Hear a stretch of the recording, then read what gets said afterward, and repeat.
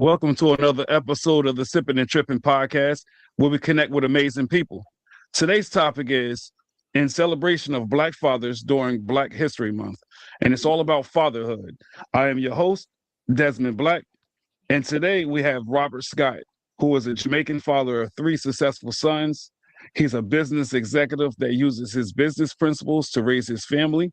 And Mr. Adam Wilson, who is a father of three, a husband, and a mental health and wellness coach. He owns and hosts his own podcast called Inner King Initiatives. How are you guys doing today, and how's your week so far? Pretty good, pretty good. Yeah, you can't complain, man. I'm alive and well. I hear that. It's very cool, very cool. So I know Robert's from Jamaica, and you're from I'm from Houston, Texas.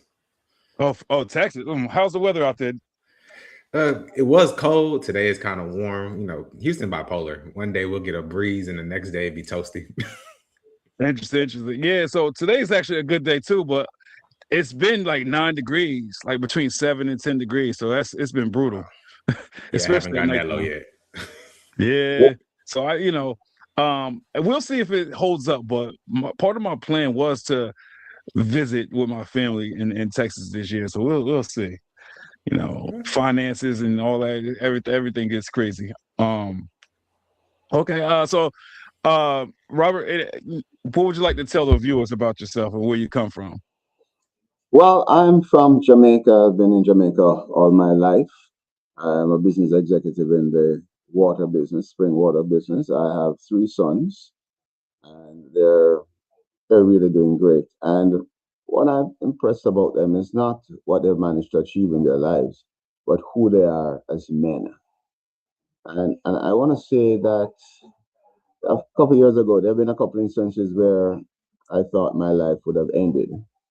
And arrogantly, I said, well, maybe God has a bigger design for me.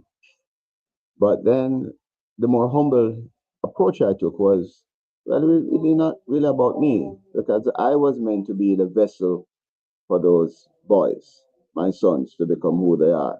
So therefore, I realized that my role as a father is really to give them the very best that they can achieve. And so therefore, I am truly satisfied, I'm truly humbled, and I'm really grateful for what God has given me and allowed me to give them. Okay. And what do you do for a living? Oh, I'm the CEO of a distribution company and the CEO of the spring water company here in Jamaica. Okay. Okay. Nice. Mr. Adam? So I am Adam Wilson. I am a father of three, as you said. Oh man, I have two girls and a boy. So Mm, yeah, I always used to think I wish I had all boys at one point, but I actually enjoyed having a girl. I know a lot of men, we kind of like, oh, I don't want a girl, I don't want a girl. But it's nothing like watching your daughter just come out of the womb, man. Just how it changes your life and how it just brings healing to see your kids running around. But outside of that, I am a husband of 8 years this year. And I am the host of the Inner King Initiative podcast, as well as the coaching platform that I created that is specifically for men, just to be that pillar in life that a lot of men didn't get to see. okay, that's nice. See, as for myself, I have four kids. I have three sons and a daughter. You know, I guess I started late in the game because my daughter, she's one, she'll be two in April, and then I have an 11-year-old, a 5-year-old, and a 2-year-old. But the 2 and the 5-year-old, but they have birthdays in March, so that's coming up. But it's Man, good definitely luck. it's definitely a journey. That when they say daddy's little girl, I guess I ain't there yet. I mean, because maybe if she's not talking and She's she young. just started walking, but I'm waiting for that moment where like that bond is like really there, like with my sons. It's gonna grow. Because my boys, they drive me up a wall, but love them to death. They all got their own personalities. It's amazing. Oh yeah, Um, it's gonna grow. I often say, and a lot of people actually say it now, is daddy's girls aren't born; they're built. So it happens oh, over time. There was a time where my daughter was like, I don't really care for anybody, but now I'm her oh, favorite person in the whole world. yeah, and it's crazy. Just last night was the first time where my daughter was like all about me, and I was like, you feeling okay? And I know she didn't understand me, but I'm like, you okay? She's like climbing on me, and like her brothers was playing with her, but she just kept coming over to me. So I was like, all right. So I definitely embraced it. I was like, I know this is the early stages, and I know it'll get deeper as time progresses. Oh yeah. So um, on my platform, I like to conversate, educate, and entertain. And today, like I said in the introduction, we're going to talk about the trials and tribulations and what it means to be a Black father. So without further ado, let's take it back to day one when you first held your child for the first time. Tell me what your reaction was when you was like, okay, now I'm a father. Well, that moment when my eldest son, he's 36, and when I held him, there was first a feeling of, wow, am I ready for this? I looked around. I didn't see an instruction manual. You know, he came Right, by right. himself. You know, and I said, wow, am I ready for this? And then as you go through, you realize then that your life is changing because you're no longer thinking only about yourself or your partner. You're having a youngster that you have to nurture and groom. And I want to just fast forward to when my eldest, he got to 21 years old. I Up to then I was certain about aspects of parenting. After 21, it became a little hazy, and I wondered why. And you know what I realized? Both my parents actually died when I was 21. Mm, So up until 21, I had a roadmap. Yes? My parents guided me. They died when I was in university. Now, after 21, it's up to me, and I have nothing to look at to say, okay, right. the script continues. And that was a sobering moment for me. And that actually points out the importance of us as fathers in guiding our youngsters. Mm. Okay. You Yeah. For me, it like you said, whoa. Like it felt like the whole world stopped when I was holding my son. And I was like, man, I'm really a dad now. Like I can't be, in the streets having fun. Like I have responsibilities now. And it right. took me for a while to get my stride, but it was just that initial shock. Like I really just had a kid. Yeah, it's definitely different. I mean, I know for me, man, like my first one, um, I don't know. I felt like I won the lottery and then some. And my oldest, his mom, it was a C-section, right? So it's the first time I'm going through this, and I'm trying to be a man. Like, everybody was like the doctors and the nurses.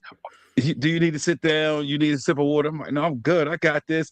But I'll tell you what though, like it's something about that blood, all the blood that was hitting the floor and stuff. I was like, whoo, and I did feel a little woozy, but I hopefully I played it off. I'm good though. I'm good. And then when they put, I don't know what it's called, the little clamps when they pull them open. I was looking at that, and a couple times I had to look away. I'm like, this is weird. But then I was like, you know what? No, I'm gonna tough it out. And I looked, and then I was fine. And then when they start, and I seen the baby. And then the rib cage and stuff, it was the craziest thing. But once they pulled him out and I was able to hold him, when you about to cry, you feel that little thing, the bridge of your nose. I was Yep, trying to like, hold it back a little yeah, I bit. was holding that back. And then when I held him, I ain't want to give him back. I didn't. I like I said, I felt like I won $1 million and more. And it was definitely a proud moment. And from that moment forward, I said, you know what? No matter what it takes, I got to change my life. I got to do everything in my power to give him the best life possible. So Mhm. that was my experience. It was a That- joy. Each kid, it was a little different. Uh, Absolutely, yeah. like my second one, I think, I also was on the up and up. Like it was real exciting, and then not saying I wasn't excited for my third and fourth because I was, but it wasn't that same level of excitement, if that makes sense. Um, and maybe it's because it just threw me for a loop. It's just like it was late in the pregnancy. My second kid's mom was like, "I'm pregnant." I'm like, "Again?" And this a part of me didn't even believe it until I started going to the doctor's appointments, and I was always on edge. I think with each kid, I was nervous. Like, oh, just let the kid come out healthy with all the limbs and ligaments, and that was my major concern. So I think that took away from the excitement a little bit, you know. And then because even when he was born, or all my kids was born, I was right there, fingers crossed. And I don't even believe in all that, you know, the superstition, but I had my fingers crossed, like, oh, Yeah. everything there, all the toes, I'm counting. I So, thought I was the and only one who it's a did blessing, man. I got 4 kids, and it's a blessing. that. Yeah, I thought I was the only one who did that with the checklist, one head, two Yeah, hands, 2 feet, 10 fingers, 10 toes. I went yeah, through yeah, Make that sure they're yeah. checklist. healthy. I thought I was the It only makes one you who did healthy that. because I'm not gonna lie. Like a lot of people ask me, like, what if they didn't have all their faculties or limbs? What would you do then, and how would you feel? And I, honestly, I didn't want to think about those things because honestly, I don't know what I would do. Like, I know that's a different world. Like having kids in itself is difficult. So now you have a kid with a disability. It's like, oh my God, now what? So Mhm. it's hard. So I'm thankful that they came out healthy and fun and everything is okay. So Yeah. It's hard to be prepared for that, though, especially if you've never been through it. Even like as parents, right? Every kid is different. Like you could be prepared for that last kid, but that next kid can be total opposite. Like my son was a right, right. quiet baby. All he did was sleep all day, every day. My daughter, she screamed all day. I wasn't ready for Mm, that.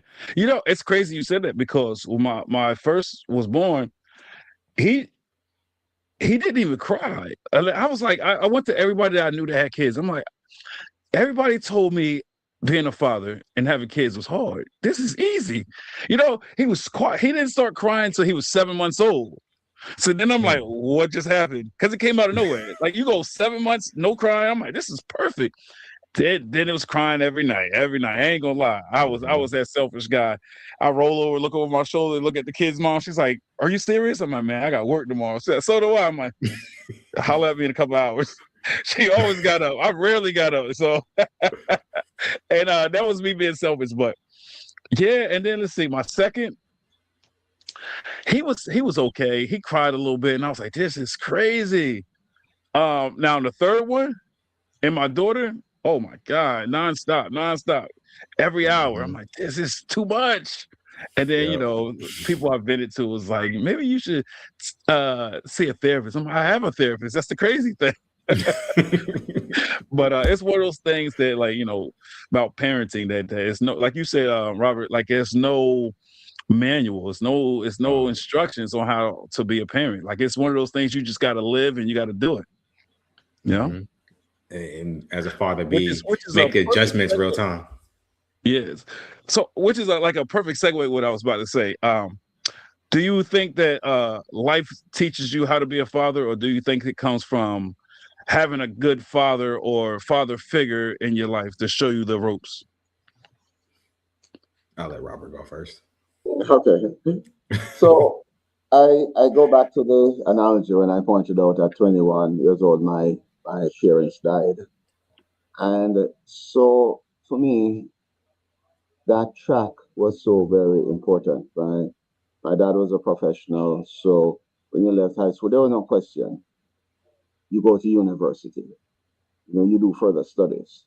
So Mhm. having a parent that gives you that track is critical. And so it means therefore then that I inherited that track that my kids go on. And that is so important because I work in an environment where a lot of like my factory workers, many of them are very bright, but some don't know their fathers, they don't know their mothers. Mhm. So they may come through the school life and they're getting a job, but there's no real direction. Mhm. There's existing. And then what is so sad is that you see the wasted potential. And yes, in the workplace, you'll do some amount of development for them and so on. But how much more could they be? There was one gentleman, I must say that we had the team games in our organization, and so he was on my team. And I watched him and I realized that he was very smart. He didn't speak very much, but just how he moved and how he did things. And the funny thing is, he resembled very much my middle son, Justin. And I keep saying, where but for the grace of God go I. If I weren't in a professional home and so on, then maybe my son would be working on the factory floor too.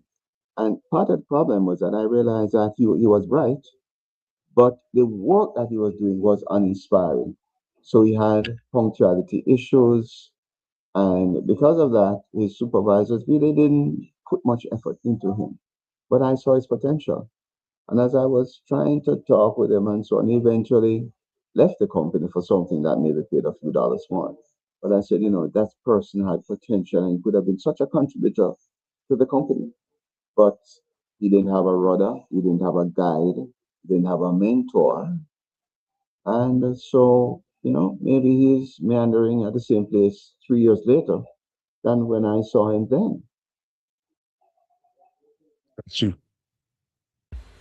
Well, I say a little bit of both, honestly, because and it also depends on your situation, how you came up. If you didn't have a father, you didn't have that parental blueprint, or if you even with the mother, you have the mother wounds and things like that. You don't really see the good in it, but you also can go into the world and meet people and learn from them, right? And so I did a little bit of both. I took what I learned from my parents and kept what I felt was good, but also went out and learned from other men, like how did they fare there, like what are you trying, let me try it in my household, and just off my experiences really. So it's a combination of both for me. Got you. Yeah. So it's funny you said that, it depends on how your upbringing was. I didn't have the best upbringing as far as my parents. They separated. I was in foster home from like 2 to 5. You know, and I used to see my father every summer. I lived with my mom during the school year. My mom worked 2 jobs most of her life, to try to provide. So, you know, she wasn't as present as she may want it to be. And my father, well, he wasn't really that present either. Like I said, I seen him in the summertime, but he was an off and on drug addict. But there was a lot of things that he instilled into me when I was younger that I instill into my kids now. Like it's a lot of things you can learn something from anybody, right? And it's like I said, it's a Absolutely. lot that I've learned from my father. So I think life really conditions us to be fathers, because you have to go through the motions, you have to feel that fire so you can know what it feels like, and that's how Right. you grow with anything in life. You got to go through it. So I mean, sometimes I wonder how life would have been had my father been a little bit more active and present, but who knows? I don't know what that would have looked like. Maybe it would have been the same way. I don't know. Because a lot of life lessons that fathers should teach their kids, and it just was absent from my life. So Yeah, and sometimes just their presence is a big teacher as well. That's one of the things right, I've learned, because my dad was around physically, but he was always at work, so he wasn't present. And right, so I've learned that the power of presence, my kids learn a lot more than me just teaching a lesson every blue moon. right. That's good. I mean, hey, but nowadays the kids they need those life lessons because Yeah, they they do. like robots these days, and I hate it. The most simplest things they act like they're confused or they don't know how to do it, but they know how to pick up a controller and play a video game. It's like, come on, that's Sound like more my son. complex than what I'm trying to teach you. Right. So, Or sometimes you have the kids who don't want to listen either. Like you're trying to teach and they're just like, okay. Like, all right, whatever. I tried. but society is pushing them in that direction though. That's what makes it Hmm. difficult. So as parents, man, like I said, like we all said, it's no rule book on how to parent, but we have to find ways to get them out of that, give them things to do, like read a book. Like sometimes I tell my kids, all right, now you got to spend an hour of doing something that's educational. They hate it, but Right. they do it. And I don't care if they just going through the motions. Just the simple fact that them opening up a book and I hear them out reading out loud, because that's what I tell them to do. I don't want you to be like, oh, I'm reading in my head. Like read it out loud. I want to hear stuff. So as long as they do that, especially my oldest, I want you to teach your younger brothers, right? That's part of being mature. Teach your younger brothers. And he hates it, but he do it because at the end of the day, my word is gold. Right. And So, when we're going through, even think about it for our childhood, when you're going through the motions, your parents like, oh, do this, do that, and you don't really want to do it. But then you look back later and you're like, huh. So it's like yeah, in that road of fatherhood, you learn like I have to make you do things that you don't want to do, but you'll thank me for it later. right. Um, Prior to having your child, right? Did you guys ever find yourself consumed with wondering what the kid was going to look like, whose features the kid was going to have? Did you ever find yourself being consumed by that thought? No, not really. I don't recall having that thought. I think maybe more looking towards, who will they be, what will they be when they grow up? Because I've assessed each other their personality from they were very very young, and I'm happy to say that in our cases that I've guessed accurately as to who they become based on their personalities and so on. So that didn't actually consume me any at all. So when your kids was born, you just bypass like the early stage and say, oh, where they gonna be when they like 30 years old? And you just jump right to it. That's Yeah, crazy. once I do the check, 2 hands, 2 feet, 5, 10 He didn't toes, care. 10 fingers. I'm saying, who is this gonna be? Is this gonna be the next Nelson Mandela? Is this, so you're thinking big as to who they can be later on, and maybe it's just me, but that was what was more in my space It's at that it's time. nothing wrong with it, but I think that's putting high expectations and like an extra burden at a young, like, you know what I'm saying, early on. Because I know if I would have thought about that, like every day would have been a process for me. Every day would have been like, okay, I got to be on top of this, and they got to do this. Like I was trying to live free and let them live free, because once you put them expectations, like right now, my oldest, there's a lot of expectations, and sometimes I find myself getting a little bit more frustrated with them than I should because those expectations are not being met. So I'm trying my best Mm, to break free from that, you Yeah. know? Well, you modify it after a while because you see what each person wants for themselves. So, like for example, my youngest son, I looked at his personality, and he's a bit of an introvert, and but he's extremely focused. And in him, I saw, well, you could be a military officer, you could be a programmer, but he's not interested in that. He's interested in finance. So I realized then at some stage, even the elders, that I try not to live vicariously through them, but Mm. create a that's space that they okay. can be the very best that they want to be. So, for example, I'm involved in sports. One or two of them not really that much of a sports person, but that's fine, because they've done other things that have made me proud. So it's Mm. also, I think, what I'm getting at then, it's our development as individuals. That as we grow and we develop, we also let go of certain things, and maybe we wanted to be a doctor and we didn't have the funding or what have you, so you channel them to be a doctor. We realize then that's really not fair as a father.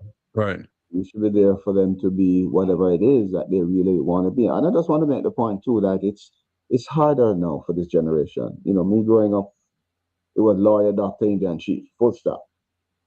Now, even in the area of IT, there's so many professions there Hmm. that It's a even lot. though they can do so many things, sometimes they need a little guidance in not telling them what to do, but helping them to make the right decisions in making those life choices for themselves. Right. Okay. Absolutely. So I didn't do the like this is what you're gonna be when you get older thing. I think I was in shock when I first had my child. I was just like I wasn't paying attention to the features. Um, I was more so in shock that I was really a father at that point. Now, did it change with each kid, or it was like the? Each kid, it was still like, oh, I did this again. uh, but it's like my daughter already knew. Actually, in fact, I was so in tune with her. I think it was like the 3 month checkup, and they was like, "Oh, we can't see the baby gender yet." And I said, "Oh, it's a girl." And I said it was the straightest face, like calm, and everybody looked at me. Even my wife was like, "Huh?" And I was like, "She's a girl." And they were like, "Well, how do you know?" I said, "I just know. Like, I feel like she told me. Like, I just know." And the next, they were all like, "Yo, okay, whatever." The next visit, they confirmed she was a girl. I said, "See, told y'all," and I was so calm with it. So with the second one, I already like had the excitement. I'm like, "Oh, I'm a girl dad. This is about to be fun." I just didn't have that like initial like, "Okay, are you mom or me?" Because they Hmm. change too. They come out looking like mom, and the next thing you know, they look like you. Yeah, it's crazy. My okay. So I got two baby moms, right? Like the first one is black, right? So my oldest, he had blue eyes up until he was like 6 months old. So then I'm like, what in the world?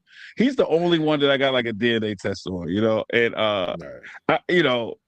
and they came back. It was mom. I'm like, how they got blue eyes? But they changed though.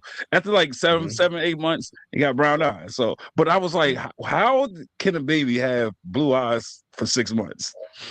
Right. So that was an experience in itself. But yeah, I don't know. I think for me, like for each one of my kids, I'm like, what they gonna look like? Who they gonna look like? Like that was like something that was so prevalent with me. Like I just the anticipation was killing me, and I know the first week they go through changes, but I still was looking from day to day. I'm like, oh my god, like who? And then everybody was like, yo, it look like mom, like, and some people was like shaking my head. Some people was like, oh, look like your twin. I'm like, nah, you gotta see the mom before you can make that conclusion. So it was definitely a journey. I want to give a joke though that What'd you say? my middle son, we thought, well, first thing, the Lord knows why He didn't give me any daughters. The Lord knows why. Okay, All right. but the middle son, we thought he was gonna be a girl. And I don't want to see anything from any ultrasound. I want that surprise, boy, girl, etc. Now, in Jamaica, we have a saying that if the tummy of the mom is pointed, then it's a boy. If the tummy is Mhm. rounded, then it's a girl. So my middle son, the tummy was round. You kept very still, not like the boys were moving a lot. So we said it was gonna be a girl. So my wife and I, we came up with the name Justine. It's gonna be Justine. So the day when he was born and we found it was a boy, my wife said, "But we planned to name him Justine. What do we do?" I said, "Just drop off the E and you call him Justin." Interesting. Interesting. Now, okay, it's a good question. So, the first child, did you want it to be a boy or a girl? A boy. Boy. I You said a actually boy. put mine in order. Yeah, I wanted a boy first. Okay. See, I think every father wants a son first, right? I know I Mhm. did because it's like going into it. I was like, if I had a daughter, a couple of reasons why I wanted a son. I'm like, if I have a daughter, I can't do boy things with her, right? Like Right. I can't tag her in the chest. When I'm talking like, oh, you know what I'm saying? You just got to be gentle. Get rough with And them. then also, I think the biggest thing was I knew it's going to come a point in time where it's the dating phase. And I know every father say this, but yes, yeah, every father say this, but like, yeah, no, I'm not ready for that. I'm not thinking about it. And my son told me last night, oh, hopefully when she's like 10 years old, she gonna have a whole bunch of boyfriends. I'm like, watch your mouth. I don't want no boys. And I know it's the inevitable, but it's like, no, get out of here. Right. And one of the questions I was gonna ask you guys was having your first kid or having kids in general, did it force you to look at life and take life more serious? Oh, absolutely. Absolutely. All right. So I say that because I know for me, I was like, I got to change a lot of things about me. Some of the things I watch, some of the things I say, I just got to change with my daughter. When I had my sons, I didn't care. I'm like, I'm just gonna be me. But like, yeah, like the Same. content and stuff with a daughter, I'm like, yeah, no.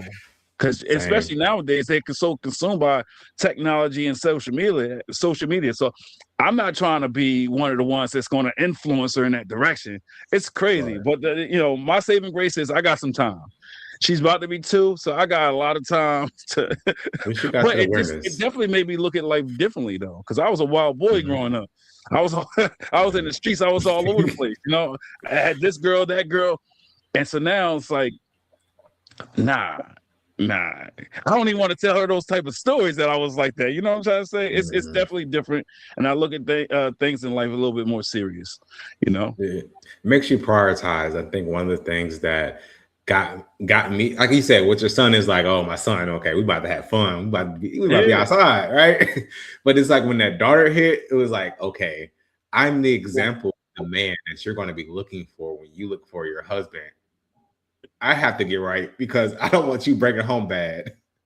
And that really got me going. I kept reminding myself that over and over and over. Yeah. And so I was like, all right, I have to get better. I have to get better. And I have to show up better. But even as a father with the daughter, just being there, loving her, it kind of deflects the social media influence and stuff because she's always going to respect you as her first love, her superhero. Right. Yeah, I mean, like you said, it's all about training yourself and conditioning yourself because I tell myself all the time, it's not that I never said the word sorry, but I will say that it's not something that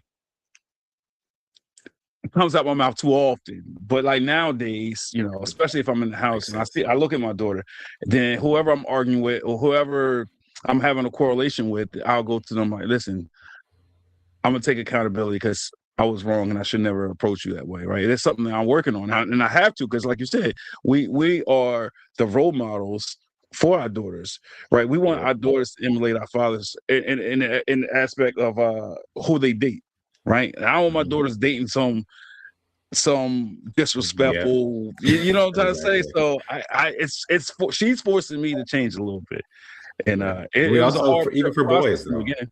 Say it again. I'll say even for boys, they have to see it because that's the blueprint of what kind of men they're going to be when they get older. And you know, it's crazy you said that because here I am talking about my daughter helping me change, but I never had that thought process with my boys. But you're right though. If they see me act up, they'll grow up and they'll start acting up. You know, because I even see signs now. My kids started to be a little testy and try to emulate me in the worst ways. And I'm like, hold up now, you need to calm down. Yeah. Now the one thing is my one son, my 5-year-old, it's annoying, but I love it at the same time because he keeps me in check. Sometimes I get mad or I say something and he'll be like, we made house rules and you're not sticking to it. So my 5-year-old, he's like, good thing. We need some kind of consequence for you when you don't abide by the rules that you set forward. And I'm like, you know what? He got me. And sometimes I'm like, if you look at my face, but then I get on the phone with somebody and be like, look, my son just put me in check. So yeah, he holding the standard that you set.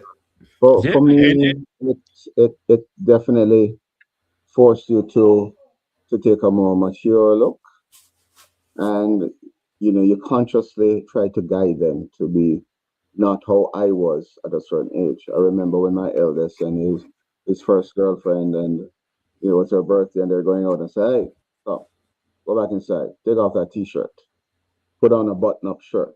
It's a special occasion. Honor her." Say, "Okay, Daddy, okay." Another time they were, it's birthday or something like that, and I said, "All right, let me take you to the restaurant. They're gonna take public transport. So no, let me take you. And you have enough money?" And he said yes, and he what he was gonna say, "Okay, here's my credit card, just in case." And when they got there, I said, "Okay, let me take a picture of you both." Took a picture, and then while they're at the dinner, I rushed to the document center and I printed a photo of them both. When I picked them up, I said, "Go around the corner and write your name on this," and present it to her. And she was really pleased. But it was a lesson for him in how to treat a lady, and that lesson stayed with him. And so I was happy that I really got the opportunity to do that, which I may not have done it when I was younger at his age, but knowing what I know now, I was happy to pass it on.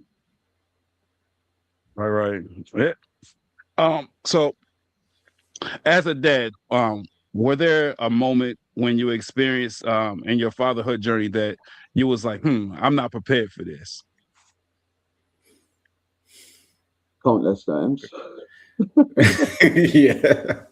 It is. I mean, it's up to you. I give you an example. So in Jamaica, if you're professional, your child, you put them to private school, prep schools, and the fees are not exactly cheap.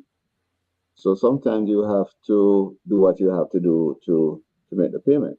You say, listen, if I am going to be the father that I want to be, then it means that my son has to get the education that I expect them to have. So you make the necessary sacrifices.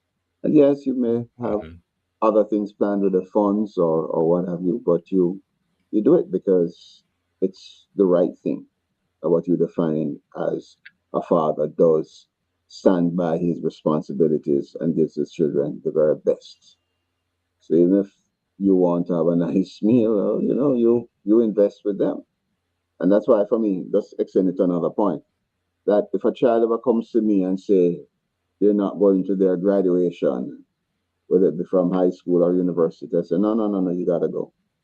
Because that certificate you get is really the share certificate for my investment in you. So I want to take a picture with that certificate, whether it's a degree or school even certificate, because that is actually the fruits of my investment, you getting that education. Mm. Got you, Adam.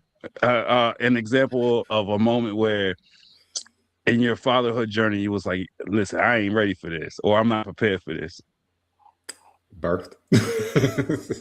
I'll go back to birth because with my son, I had no idea what to do, Right. and there was a lot of chaos that sent my wife into labor, right? And so I'm like, what do I do? I'm the only one here. She can't think straight. She's emotional in going into labor. So what am I going to do? For me, that was the biggest one for me. Like, okay, I'm not prepared for this, or how am I going to get through this? I mean, even I can give you another example of just leading the family, right? Just trying to figure out how to do that. How do I show up as the man when my example wasn't a great example, right? And a lot of people are dealing with that. And this is those two moments for me. Got you. I would say for me, it's like, definitely the whole crying stage, once that start like every day, like definitely not prepared for that. It's Anybody trying different. to? It turns your life and your world upside down, and then when you try everything in your power, like you might feed the baby or make a bottle and they still crying, or they throw the bottle and they have a temper tantrums, and then you pick the baby up, you try to do emulate the mothers and bring them close to your chest, and they just pushing away from you. That was for me is a moment where I was like, yeah, I ain't ready for this. And it just, I like challenges and stuff. So for me, it's like it was very frustrating. I get into my own head and stuff. I'm like, I'm doing everything possible. Everything I see in movies, everything I ever heard from any father or mother, and it's not working. So that was a moment for me where I'm like, yeah, this is a lot. Yeah, that's screaming. But That's we screaming fight through it vacation. though. That's what we do. Absolutely, you have Uh, to adjust in the moment. Now I know Robert got five sons, and then you mentioned you got a daughter, right? So when raising daughters, right, what is the bathroom situation like when you're out in public? Like if you're out in a restaurant or something like that. Mom takes. But So what if it's just you? I have an instance where it was just me, and I have taken her into a men's bathroom like one time, Mm, but it was I peeked in and like nobody was in there, and I ran her into the stall, and then by the time we finished, nobody came in. But now what I do is I actually look for family bathrooms. right. See, that's good. That's why I love the places that do have family bathrooms, but a lot of places really don't. And it's crazy. I came up with that question because, well, somebody posed it to me when I said I was gonna have this episode.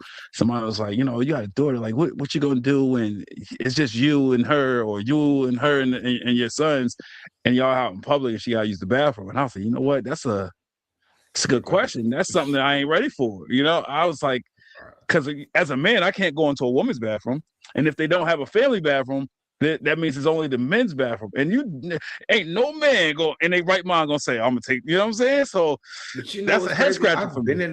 I've been in the bathroom before, and a guy walked in with like two Oh, kids, two girls, and it's just bunch of men at urinals just holding themselves. And we're all looking like, really, dude?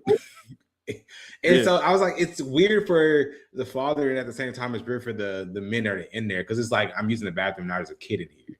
So I took that into right. consideration too. And I'm like, it has to be family bathroom, or you just gonna have to hold it. Oh, yeah. See, that's the thing. That's the only thing I came up with. Just gonna have to hold it. But this is the thing. I was like, when I was talking to a friend of mine, they say, "Well, what if it's like in the middle of dinner?" you was gonna smell it the whole time. And I was like, so now you put me in a situation that like I don't know. Like What do it's I do? crazy because I am not trying to take my daughter in no men's bathroom. I can't do it. So I don't know. I'm honestly thinking about it now. I might have to get it to go. Yeah, I might have to sign it up and say, one for the boys. say it again. That's one for the boys. He's like, I have to worry about that. So I don't know. I might have to just wrap it up and like, I just gotta get it to go. You know, I think Wrap that up would what? be, huh? The food. He said, wrap up so, what? So yeah, because I just don't think I can do it. I can't. I mean, I've been in the men's bathroom and people brought their daughters. I thought it was the weirdest thing. I mean, it's one thing if you take it to a stall with the door closed. That's one thing, but I don't know. It's weird. So that's just something to think about. Like I said, hopefully I'm not like out in public. Well, I don't think I would go out to dinner anyways with the kids by myself because that's a hassle. With my kids now, even with the kids' mom, that's a hassle in itself. I can't do it. Like we could hardly eat. We might eat like 5 minutes and then like yeah, we might be 5 minutes and then we gotta leave because the kids are just they don't get along and it's just too much noise. They hyperactive. I think all my kids are ADHD. I really do. So it's My hard enough to son just is. go with both parents. But if I may jump in here, that as a podcaster, you're in a powerful place because you can actually share thoughts. And maybe one of the points you want to leave to these companies, these quick serve companies or dining restaurants, that they Right. really need to invest in more family restrooms. Absolutely Right. should. Right. Because you just really highlighted the difficult, challenging situation, especially fathers face. And if you want fathers to be more involved in the lives of their families and their daughters, then they can also play a part by ensuring that there are adequate family restrooms. Right. Yeah. Okay. So how about this? Has there ever been a situation where um your pride wouldn't allow you to like you got the kids and you felt like it was out of control or you feel like nothing you was doing was right. Did your pride ever get in the way where you didn't want to call the baby moms and be like, hey, I need help? No, No. honestly. Because a lot of times as men, we want to be the one in control. We want to control the situation, and a lot of times, like we feel like, oh, I'm a man. I'm supposed to have all the answers. So I know a lot of times as fathers, we might need that help, but we won't reach out. So that's what I was getting at. I'll ask for like advice if I have to. But I've never like had I think for me, pride kills growth. So I never really cared to have the pride because it's like, okay, I need to learn how to do this. So I wouldn't particularly call her. Sometimes I would, but my kids are it's the opposite for me. With me, they're great. But with her, it's like turn up time. They're off the walls. And so I don't really have the issue. Like if I walk through the door, they're like, okay, dad's here. It's time to straighten up. Right. Right. So I never, if I, at the beginning, like with diaper changing and stuff, I did call her to say, okay, how do I do this for real? Yeah. I think for me, for diaper changing, like I think, and I don't like to go to my mom for nothing either, but I think for something like that, for me, my pride got in the way. I was like, I'm not gonna give the satisfaction to my kid's mom. So I went to my mom, like, show me how to do this. I'm gonna ask you once, maybe twice, and I won't ask you again. Because women and mothers and significant others, they like to throw stuff in your face, especially when you're arguing. Oh, that's why you don't even know how to change a diaper and stuff like that. So for me, I was like, yeah, no, I'm gonna figure this out on my own, or I'm gonna call somebody. So that's how it was for me. Yeah, listen, I am very clear that I have no problem deferring to higher authority. None. I have no problem. Higher authority. So your significant other is higher than you? Yeah, higher authority in this area. So I make no apologies. I make no apologies. Matter of fact, there's a joke that I say that I have the last word in my house. So in my house, I have the last word. Yes, dear. That's hilarious, man. Okay. So one of the other things I like to do is like I try myself. I try my best to be consistent with it. I like to post a question of the day, right? So like a week or so ago, I posted a question. I said, who comes first, you or your child? So I'm gonna ask you guys: you put Me. yourself first or the child first? It depends on what aspect. So I put myself first because I have to be the best me to be the best Right. father for them. So Right. it's really their benefit. Is that's just pouring into myself and taking care of my health first thing in the morning, like I don't do with my kids, and I'm up. I'm pouring into myself first, and then I go deal with my kids. Right. Robert. That's an interesting question. My default would be that for them, I would put them first. But I always remember what they say when you're traveling in an airplane and that mask comes down, you put it over your nose first, and then you Yeah. put it onto them. So, so I can really understand what Adams is saying, that you have to make yourself strong first Right. before you can do for them. So to me, I look at it another way too, that before becoming a dad, you want to ensure that you have certain things clear. We have too many teenage kids around the place. Wherever if we become, we get our skills, our training, our education, then you look towards being a dad. Then we can do a better job for the entire family. So, that's one perspective one could look at it from. Yeah. Right. It's all about Yeah. So perspective it for was me. very interesting because I think a lot of times people want to be politically correct, right? And they would say, "Oh, society want me to say my kids," and I think that's their automatic response.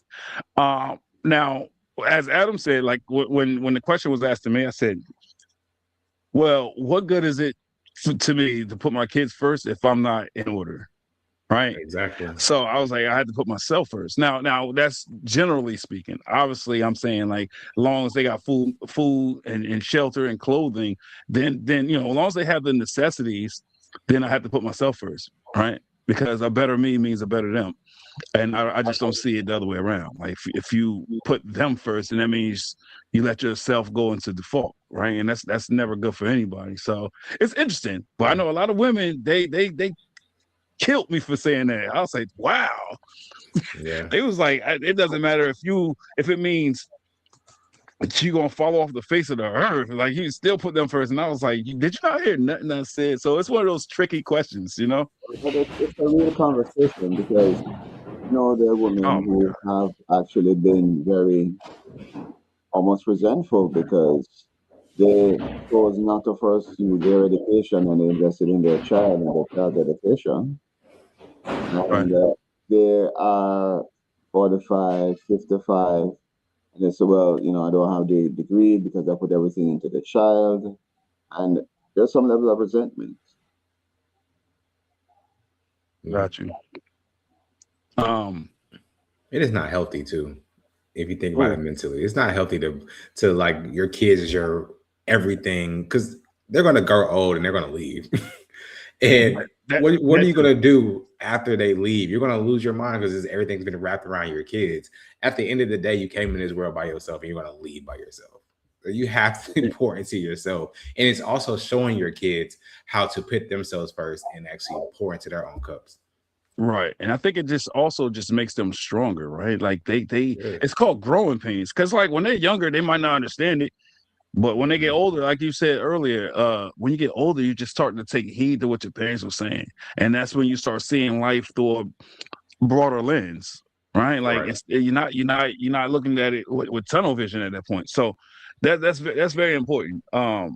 They need to see the strength. They need to see that balance, right? Yeah. And that's how we non-verbally train and condition our kids.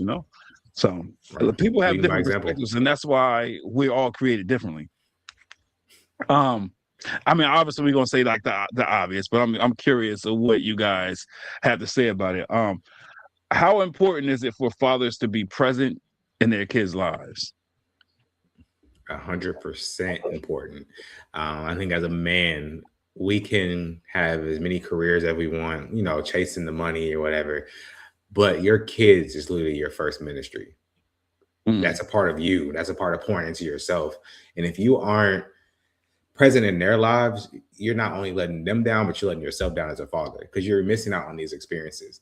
And in teaching them, these are your generations that are coming later and later and later. And so whatever you're setting the tone and not thinking about what happened before, because you're not responsible for that. But you are responsible for where you are now and what you're passing down to your kids. So it's extremely important to be present. That keeps your kids out of gangs, because that's why a lot of kids go to gangs, because they're not getting love at home. Dad's not around, so they're trying to find love. That's why a lot of men are chasing women, because they're trying to find that love from whatever parent they didn't get it from. It's like the presence, you have to be there, and sometimes it sacrifices. There might be $100,000 on the table, but your kid is still going to come first. Right. Yeah, like I said, that's definitely important, and it's funny you said it, because you.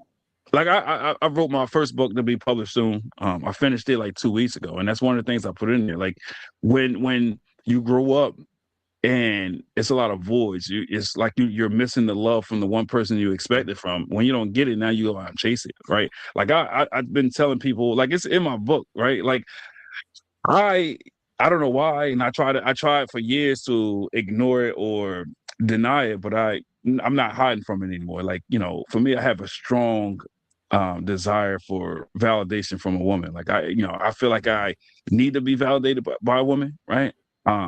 Because it's been rough growing up for me, like me and my mom, we don't always get along, and like I said, she worked 2 jobs most of her life. So like that time that a child wants to spend with them, it's been absent. So I think that's one thing about me is I'm always looking for that from a woman, So that was me. I thought it was ironic that you brought it up.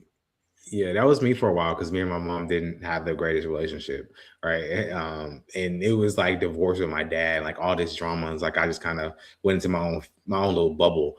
But I found when I started to work on that relationship with myself and with her, the other things I stopped needing. Right. Because that's really what my inner kid was looking for that. Right. All right, Robert, how important is it for fathers to be present in their kids' lives? Immensely important. Separate and apart from discipline, it's by watching how you relate with their mother, they will learn how to relate to other women, and the girls will learn how to relate to the males. It's all designed a particular way, and a woman can never be a father. You have to be there to give them the balance. And when you look in the workplace, oftentimes it's the person that has that balance. You see that they're more self-assured. They many times are even better performers. So it's an important thing that follows them right through their life. Right. It's critical. Like one thing I like to tell a lot of people, man, is your presence outweighs the presence, right? Like just you being there outweighs what you can give to a child, because that's materialistic things, and that's just something that's short-lived, something that's brief. But your actual presence in their life goes further. It's more meaningful, it's more impactful. So being there for your kids is number one. It should be a number one priority. Like for me, I don't care what I got going on. Like I always got to be there for my kids. And it's crazy because it's a lot of fathers that I know that's not there for their kids, and I just don't see how that's possible. You know what I'm saying? I've been frustrated with my kids' moms, and I say, I'm not coming by, and then like an hour later, I'm over there with my kids. So I can't see how a father could just willingly say, forget those kids. Yeah, I don't understand it. I never understand it either. Honestly, never. It's like they're an extension of us. It's like, right. A lot of times when we have kids, it's almost like we relive our lives through them. We try to correct our wrongs and our faults. Yes, through them, right? And that I know I do that. Like my son, my oldest, he played football. I played football, but I ran track and I had behavior issues growing up. I had a lot of anger. Like And now I'm older. Obviously, I'm not in the league. So it's like now I'm trying to mold him to do the best he can do, be the best version of himself. So maybe he can get drafted to the league. Right. I think as fathers, we always look for that proud moment, that wow moment, that you know what I'm saying? We always want to find solace in our kids, you know. Like that's I don't know, I can't speak for nobody else. That's like I smile thinking about it. I just want my kids to be great. I want them to be greater than great. And in order for them to reach that level of success, I have to show them the way. So it's an ongoing process for me. It's you know what I'm saying? What was you about to say, Robert? Yeah, I want to give an example. So when my eldest son started high school, I said, okay, you'll do you'll do three sports and key club. But daddy, I don't want to do key club, it's boring. You will do three subjects and key club. Yeah. So at the end of third form and he's going into fourth form, I said, all right, you now choose one sport, represent the school, and the key club. That I don't want to do. Anyway, he chose basketball. And I looked at the coach, I saw the coach, okay, he needed to be managed. So I said, all right. And a couple of the matches, I said, all right, is he ready to play for the school? Oh, yes. So the coach didn't show up a particular time on time, and my son didn't get to play because the other guys hugged it.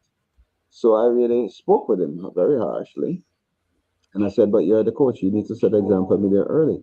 When is the next match? He'll be tomorrow. I said, great. So I went there and I sat almost on the same chair with the coach. Is he ready? Is it time now? And okay, he got the chance to play. So that was in fourth form. He represented the school in fourth form, fifth form, sixth form, university, 3 years university, and in a club league. They need that push that only a father can give. It's important. Teaching them Definitely. how to Of get course. over the hard things, not Yeah. to give up. And that's the crazy thing. We could teach them how to get over what we perceive as the hard thing, and then it's always going to be another hard thing. So that's the trials and tribulations of life, you know? Yeah. But we just got to continue to be strong and show them that strength, you know? Um, so, okay, let me ask you this. I'll start with Robert. What's the best gift that you received from your father? Wow, it has to be one. Okay, so well, separate from my mother, which they both provided education, they provided a stable home. My father was a good speaker and a networker, and I Hmm. think I got that from him. He occasionally would be on television, and I would rush home to see him when he was on any of those interview programs. I was also a Freemason, so I would, at the functions, I would see him speak. And he had a saying that good friends were better than pocket money. Better Hmm. to have a good friend than to have pocket money, and that has actually stayed with me. So I am a decent networker, and my two eldest sons are also excellent networkers. Mhm. For Okay. me, I will say his time, honestly. Hmm. And when you don't really get much of it, when you do get it, it feels like gold. So one of the things I've always loved doing with my dad was going to like sporting events, or we could just go hang out, eat, or whatever.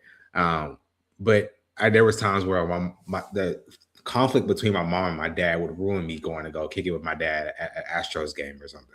So I'm a really big Astros fan, and just being with him was good enough for me as a kid, and I see it even now because I was like, dang, I missed out on a lot of those times, but I had to reframe it for myself, and I said, okay, I missed out as those times as a kid, but now I have a son, and I can do two for one. I can hang out with my son and my dad at the same time, doing those things that I love to do, and for me, that's even to this day, his time just hanging out. Like I don't need much.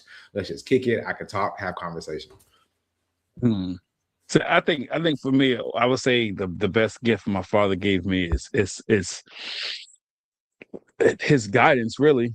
like you said, like, to piggyback off what you said, his time. The one thing about my father, we ain't always see eye to eye either. And he always said everything in life is about perception, right? So you conduct yourself in a positive manner, right? It takes you a long way. And he was big on intelligence, right? And that's one thing I took from him. When it came to school, if I didn't understand something, or I didn't know what a word meant, he never, not once. It could be the smallest word, not once did he give me the answer or the definition. He says, "You see that dictionary over there? You got to pick that book up and read it." So and I hated it, but as I got older, and I tell my kids, listen, because one thing my father always told us is don't let nobody say you stupid or dumb, because by definition that just means the inability to learn. So as long as we have the ability to learn, nobody can ever say we're stupid or dumb, right? That's one thing he instilled into me. So I tell my kids all the time. One day my oldest told me, "Oh, everybody keeps saying I'm dumb, so I guess I'm dumb." I'm like, "Are you capable of learning?" He said, "Well, yes." I'm like, "Then you're not stupid, and don't let nobody tell you that, because once you allow that to seep into your pores, you're going to start believing that." Right. And that's just you standing in your own way and you're hindering yourself. So just pick up a book and like, I love to read. That's one thing I like to do. I love to read. If it's anything intellectual, I like it. I like thought-provoking conversations. So anytime I can engage in thought-provoking conversations with somebody, I'm ecstatic. I love it. I like to be able to jump in any conversation, like my father used to do, and be able to hold my own. My father, no matter where he was, you could be talking, he'd jump right in there. It's been a lot of times people counting him out like, you don't know what we talk about. And he showed them.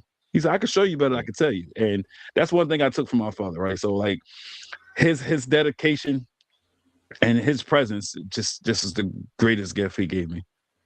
Yeah. So that's good. Do you think Black women are the strongest in the household? Like overall, like not strength wise, but like it's their character and just, Yes and no. But yes, women are strong. Women are way, and I think it looks how you look at strength too. But if you think about it, as men, we're focused on like providing, protecting, and so we're out doing these things like leaving the house, depending on what your occupation is, right? But you have to make all these sacrifices, and who's there to pick up the slack when you're not there because you're making these sacrifices? Her, right? And there's times where she may be tired, but she's still going because she's like, I have to do this because I'm part of the team. Right. Robert? Very interesting question. Research shows that Jamaica is one of the countries where you're most likely managed by a woman. The law school, the graduates are 90% female. The universities at the undergraduate level in Jamaica, the graduates are 80% plus females. So they're more focused. They have also showed they have been able to overcome challenges. I think it was the World Bank or one of those showed that in our countries in the Caribbean too, that money put in the hands of a woman goes further than it goes in the hands of a male. So nearly everything that you look at, you realize that women are performers and they're leading ahead. They're actually starting businesses at a faster rate than men of their own age group. So in everything you look at, they're stronger in the home and they're stronger out there in the marketplace.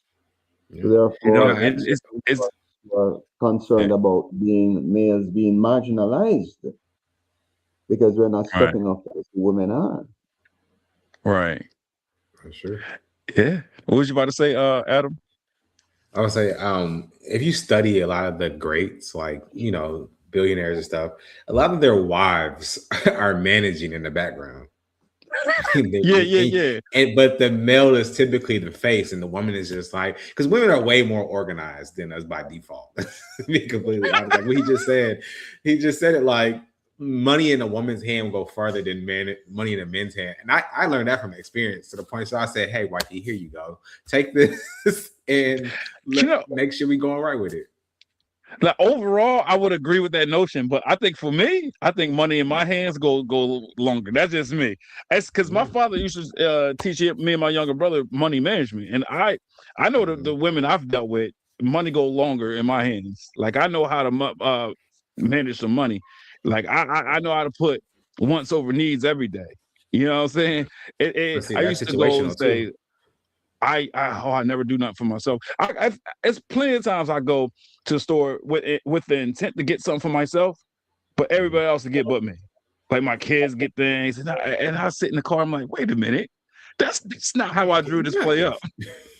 But I make sure my kids have what they need, and then occasionally I surprise them with something. And the one thing that I also took from my father was, I tell you one thing, my father has never in his life promised me and my younger brother something and never came through.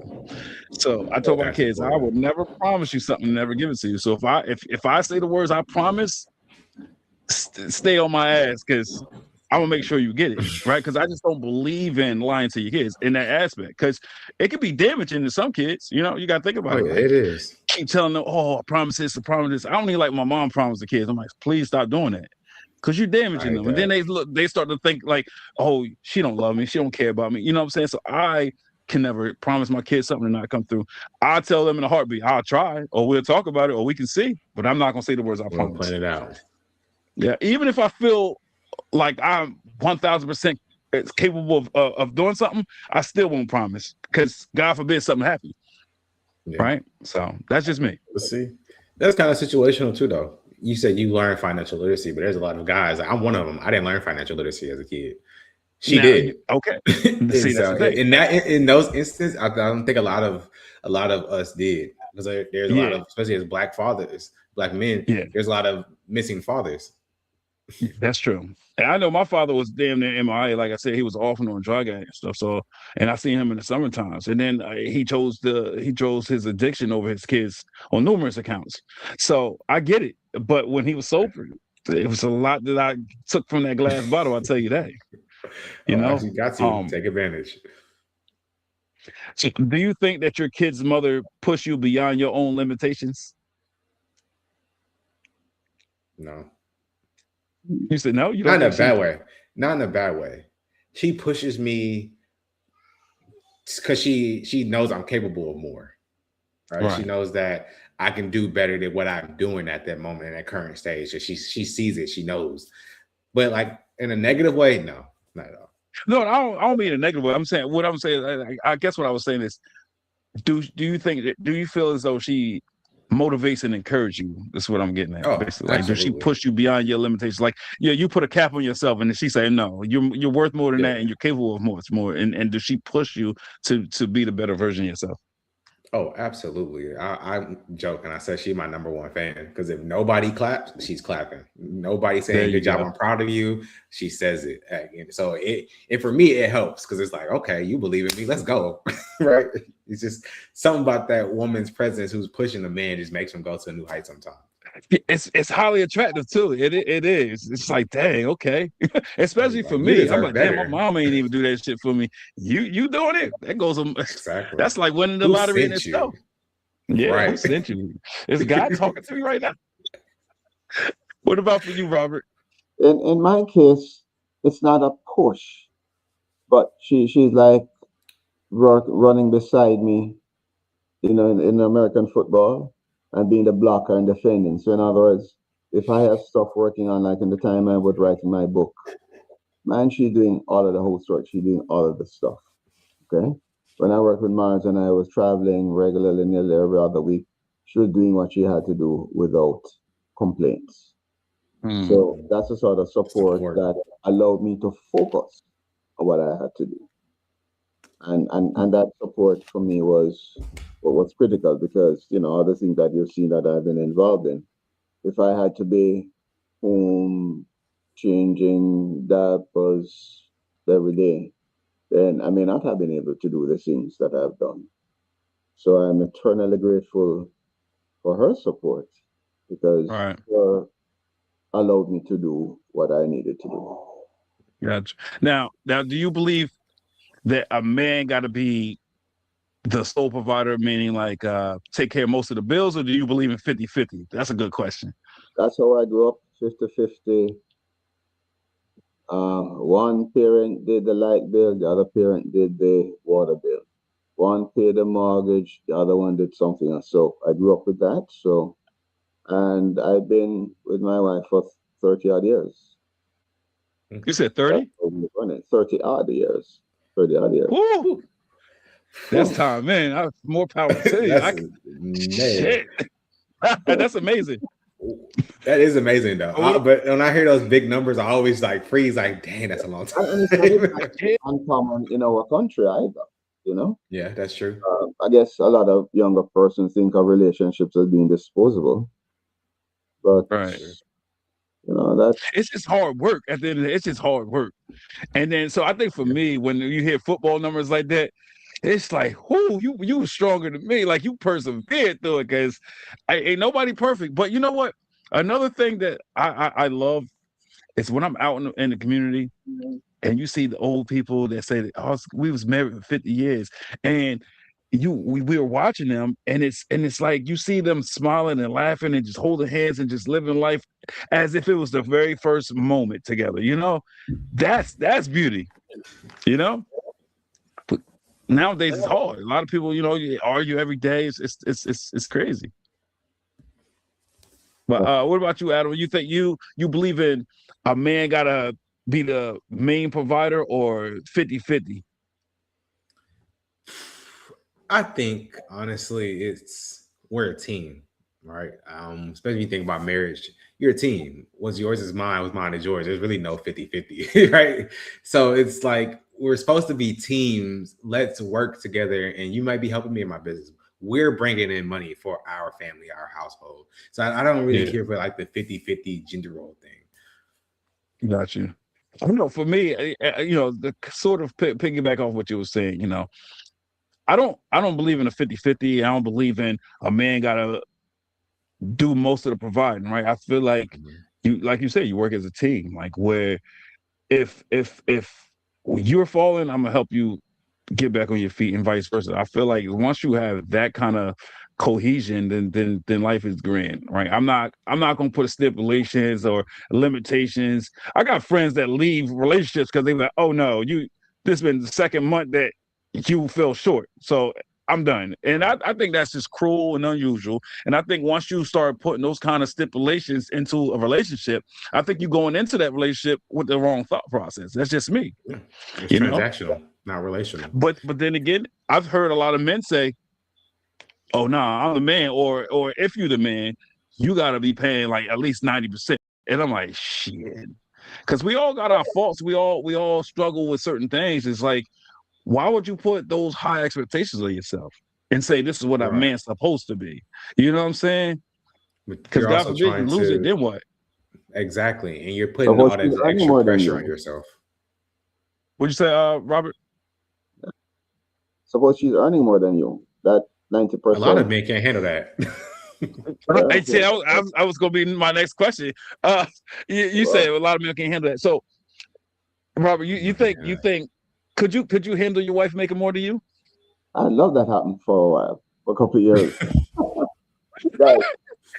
Did it bother you, or did you say did it bother you, or was it okay? No, it's okay. It's okay.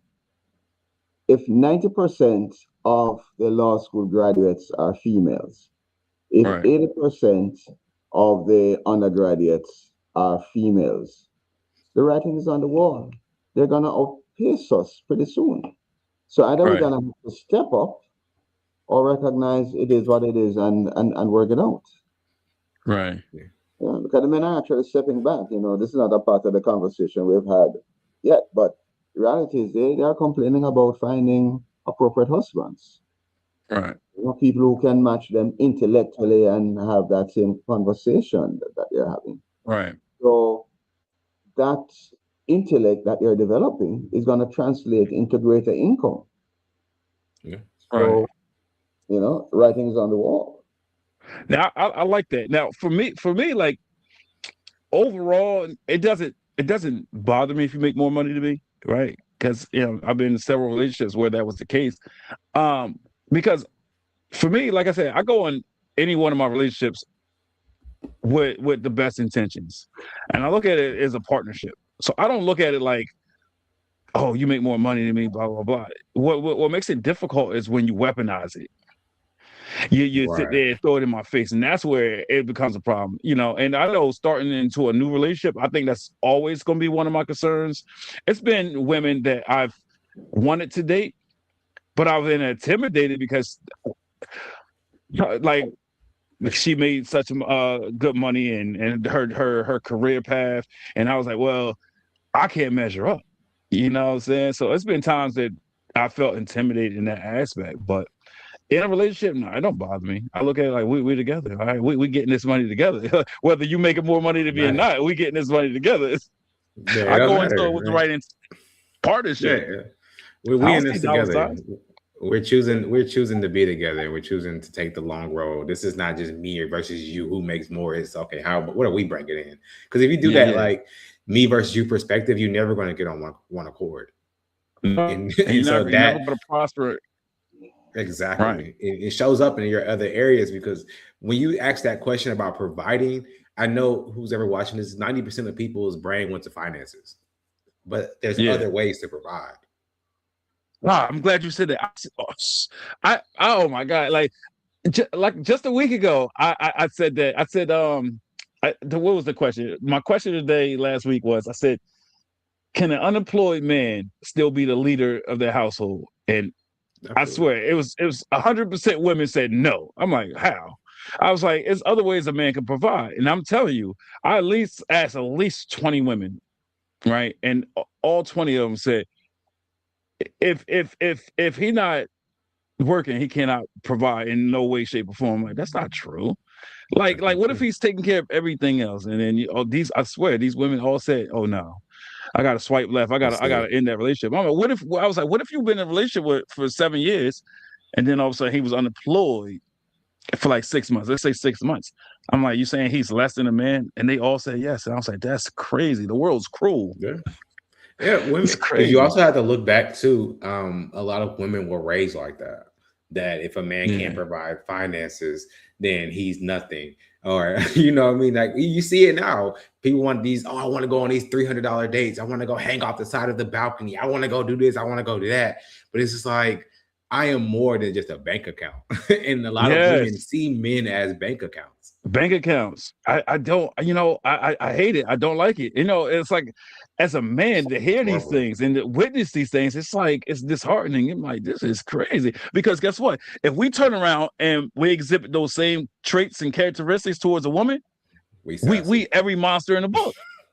Oh yeah. So I'm like, We're women always want to narcissists. say they want to be treated as equals, but really they don't. They want to be the dominant figure. That's it. It's their way of the highway. And I get such flack when I say stuff like that, but it's the truth. And I'm learning that nowadays the men are becoming the women and the women are becoming the men. And that's crazy. And maybe I'm old school, but I can't have that. I can't. I gotta be Right. the man in every situation. So the solution, gentlemen, is choose wisely. Exactly. So choose Yeah. That's what I was wisely. getting ready to say. And you gotta ask Choose wisely. beforehand, And that's are you and ready to that's why I keep trade, telling myself, etc. if they're toxic, if they're saying all these negative things about a man and what a man's supposed to be, then they not the right fit anyways, whether it's a relationship or a friend. So I keep telling myself, like, then I'm better off without them. I don't go back and forth. It's not worth my time because they already gonna be Because set in their ways. you gotta think about it like this too. How can a woman have an expectation of something she's not? There you go. Or something I she like may that. not have even seen herself. Right. Right. And a lot of it, yeah. And it's crazy. A lot of these women, they all they do is project. Right. They was missing that from their lives, their father figure, Mhm. or male presence in their life, and now they have this disdain for men, or this grudge or this resentment, and now they being extra hard on a man, right? And it's Mhm. crazy. A lot of women say there's no good men left in the world. No, it is.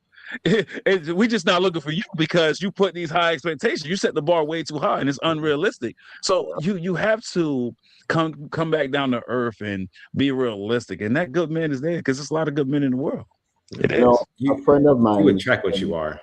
a friend of mine said once that before he gets very serious with a woman, he looks at the relationship she has with her father and mother, with her parents. Oh, I knew he was gonna get there. That's tough.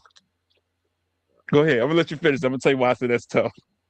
Yeah, I mean, I don't have to say more. You know, he looks on that relationship because that will inform how she will relate to him. That's Yeah. true. See. I see. You said it's true. So this thing, I see. I want to believe that, but at the same time, I'm biased because if you look at my relationship with my mother, a woman might say, "Oh, nah, he ain't no good man." But I really feel like I'm a good man. It's just that me and my mom just bump heads way too much, and so that's why I said it's tough because I don't want a woman to look at it, the son mother dynamic, and judge me off of it per se. But they might not But though. but for the Honestly and most part, truly, I agree. man, honestly and Would you truly, say? when me and my wife got together, I wasn't on good terms with my parents at all. Like I wasn't talking to them, but she was the one who Yeah, was like, "Nah, you have to fix this." So you have yeah, those, and like I said before he started talking, was you attract what you are, right? yeah. If you're acting toxic, you're toxic. Like that's just Ooh, it is, right? And so you will have those women who are going to come in and judge you. You're just like, if you're judging me at the beginning, you're not here for me, right? But is there also will be those women who came in and they will see things and say, yeah, I can see where this needs to be fixed, right? Because women, they take what you give them and they give it back to you, right? So if you yeah. give them energy, they're going to form and give it back to them. You give them seed, they're going to give you a child, right? So they want to come in, they I want like to that. fix. They want to fix. They want to fix. They want things to be better because they have a higher standard. Like think about it like this: when you're a single bachelor, you have the bare minimum in your apartment or wherever you're staying at. It's not until a woman steps foot like multiple times where you start seeing pictures on the wall, a nice couch, a nice table. It's like they come Right. in and a good one will come in and they will just pour into And that's when you find you know headed in the right direction. For me, I'm a little different because I have OCD. So no matter where I live, women coming there or male men for that matter, and like, oh, who live here? Oh, you got a maid? I'm like, nah, it's me. And I'm like, don't no man dust and do a. I got OCD, so I have to. it. Oh my goodness. Nah, I'll show you why I'm laughing. Like my kid's mom. That's just my one kid's mom. So unless they aren't allowed to, someone to clean it because I have OCD, and part of being OCD is like I like things the way I have it. Like if I have Right. picture frames facing a certain way, like I mean, pictures are to be viewed, right? Not pulled down and moved. So like I don't know. I like to do the cleaning. So that's what she was getting at. So it's not that she's not allowed or nobody's allowed to clean up. It's just it's not to my You have your standards. standard. So even if you clean it, I'm not going to argue with you, but I'm gonna go behind you and I'm gonna That's my yeah. wife. I just can't help it. So I got to the point I was I like, am you do it. I'm You have the definitely higher standard. Do it. but for the most part, you're right though. Like men, we don't typically go through life and I'm thinking about also, cleaning and doing those I'm things. sorry, but what I'm also hearing is communication. Yep. Yeah, communication. I want to give an example. So my wife is Seventh-day Adventist. Okay, so which means that she goes to the church on the Saturday. All right. I grew up Mhm. in a traditional. My mother and father were Roman Catholic, but they didn't go to church that regularly. But they did go to church. Now, my when we started first living together, she was very annoyed because on a Sunday morning, I was sitting down watching the TV, Sunday morning classics, and she would be sweeping the house. And she would say, "Move your foot, lift up your leg, move up your leg." And so one day I said to her after this happened a couple of weeks, I said, "So you think I'm lazy, right?" So yes, because on Sunday I'm cleaning the house. And I said, "Okay, how you are growing up is that you went to church on a Saturday and you did your housework on a Sunday. How I grew up was that I did the housework stuff on the Saturday and relaxed on the Sunday. Mhm. Do you get it?" All And right. then you saw the light bulb pop. So sometimes, we are who we are from where we were before. We brought that into the relationship. They bring who they are in the relationship. And sometimes they can't be reconciled. So that's where communication is so critical Right. because You got you're to talk. different parties, you know. Right. So I do have three more questions before we wrap up.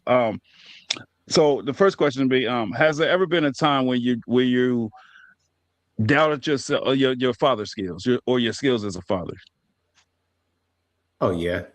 My son is very he wants to be the life of the party all the time. Right. He does things because he wants to see if he can get away with it, or Right. somebody influenced him to do it. And so at one point it got so bad I was like, okay, maybe I'm not being a good father, maybe there's something about me that's not showing up in the right way. But then I Right. have to like self-evaluate, and I was like, no, he's just doing this because he just wants to. Like it's Right.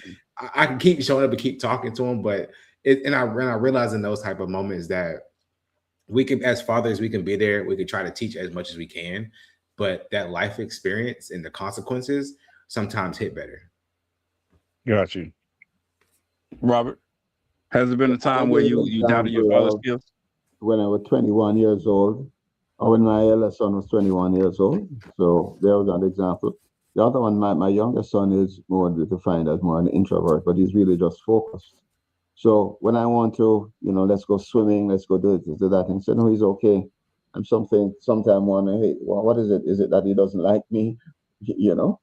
But then after a while, I got to realize that, okay, it's just who he is and who I Right. am, and we're different. Right. Got you. I'm pretty sure the list could go on. Like I know one example for me is when I doubted my father's skills. Is sort of like what I said earlier. It's like I set these house rules, and when I don't abide by them, right? Like one thing I always say is I don't do the arguing and stuff like that, or the yelling.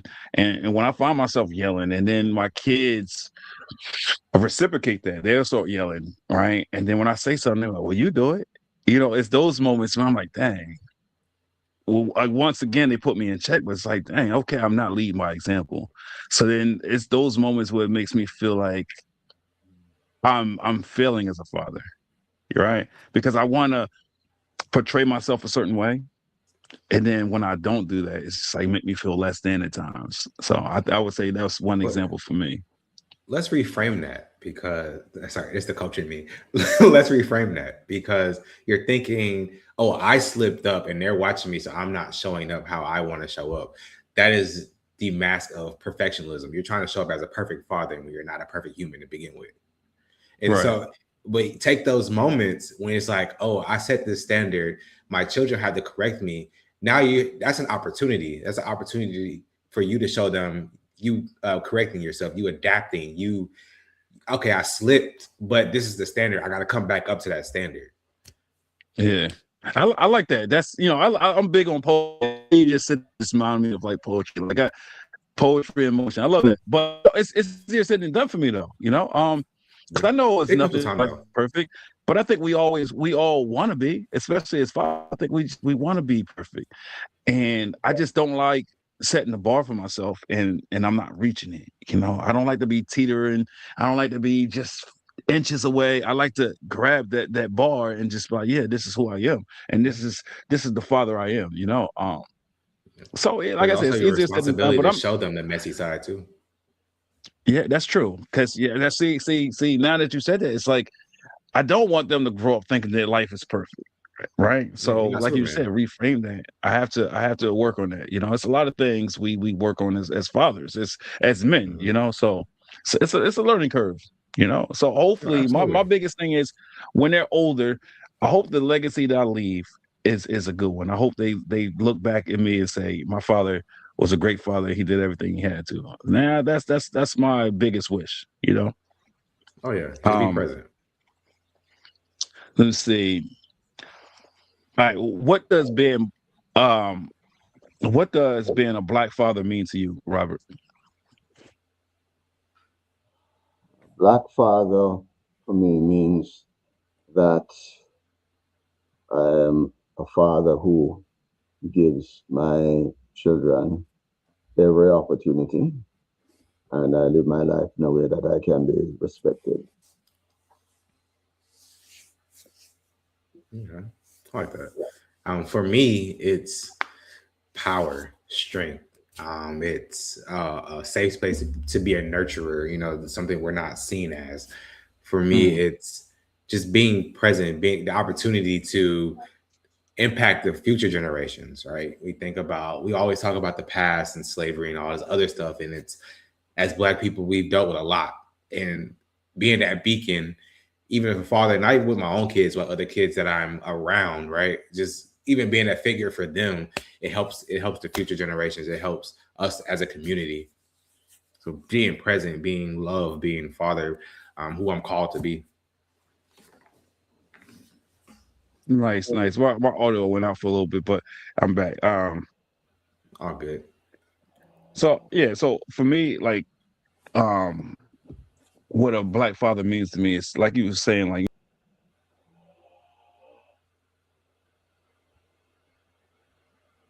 I think he just went out. I'm having some internet issues. Yeah, it kicked him out. Give him a second to come back. We can make it on back.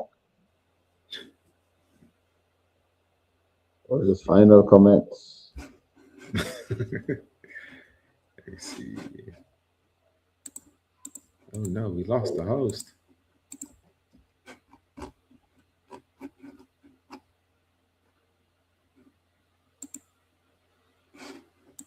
Can you hear us?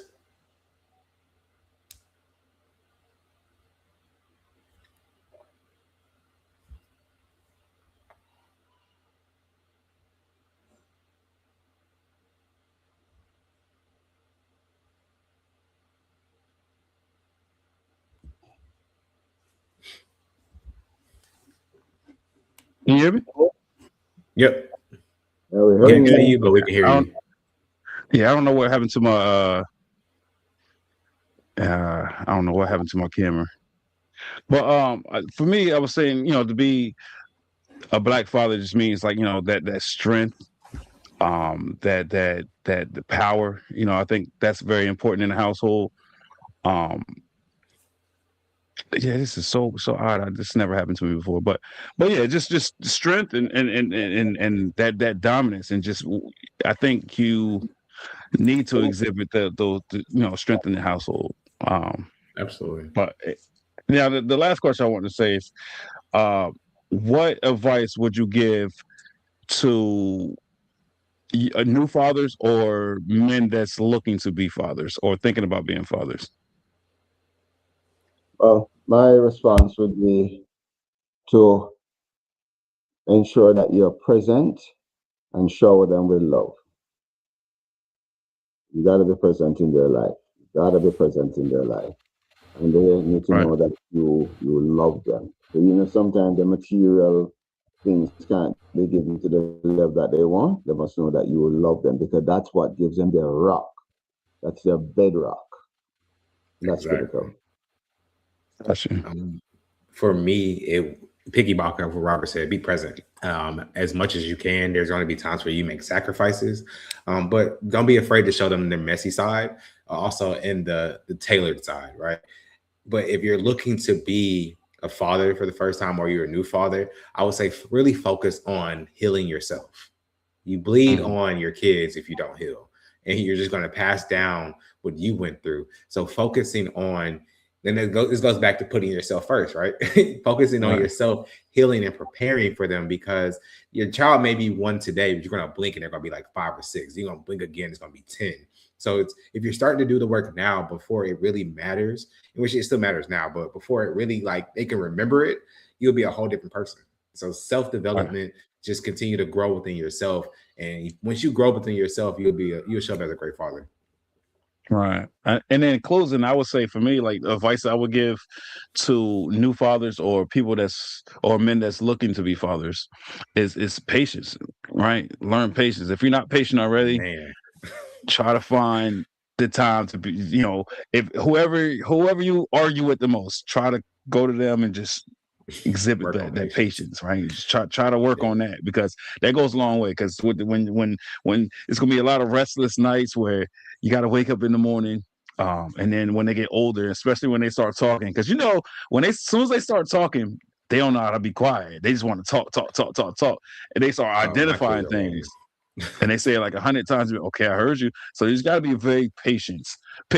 And that's one thing. I think my kids have made me a better man all the way around, because I think like your kids do, yes, going for back to sure. that patience thing, is being patient with them allows me to be patient with other people. Right? It's like Yeah. I'm forced to be patient with my kids. I'm not going to yell at my kids the way I would yell at somebody else in the streets. So having kids, I think for me, is that patience. Um, I've grown comfortable with being patient, to where like normally I will argue with this person, but I'm not going to do that, because now my kids show me a different way. They show me that I can get my point across without doing all the yelling. Just be a little bit more humble, be a little bit more patient. So that's one thing I would say, is just be patient, and just do a lot of planning. Preparation goes a long way.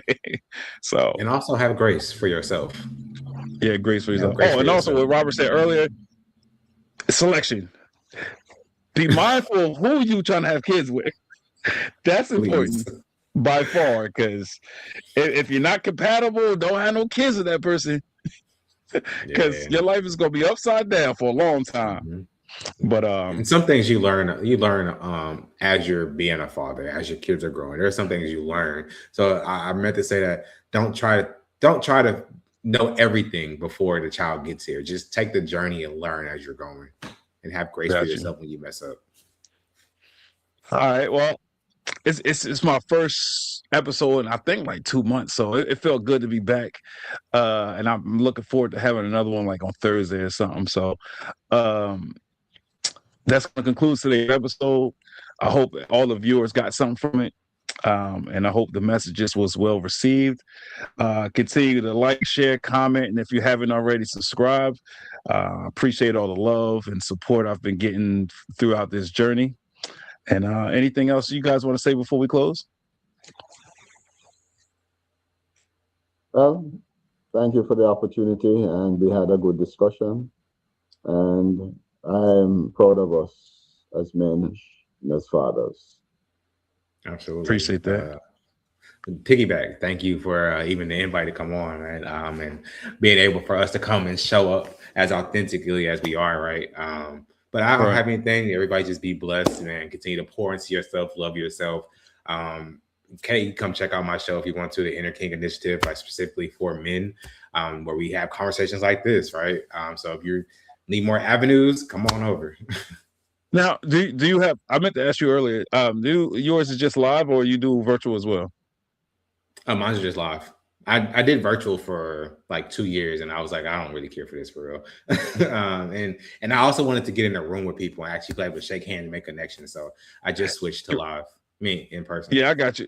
Now there is something I'm looking to do is do some live. I mean, I'll still do virtual, but I definitely want to have a studio where I can do some live session, because I think it's a little bit more personable. Like you said, shake It hands and is. just So I've watched your last episode, and I thoroughly enjoyed it. It's pretty good. And I Okay, like I thank like you. your backdrop, the whole scenery. It's nice. But yeah, Yeah, I'll continue to support as always, and we can definitely stay in touch. And then you guys are more than welcome to come on any other shows. But absolutely. yeah, so We, just we enjoy the can chop rest it up of your offline night. about the live. I'm sorry. All right. Yeah. So enjoy the rest of your night, and we'll stay in touch. All right, Take care. you have a good one, Night, boss. night. Take Nice care. to meet you, All right. Robert. Same here.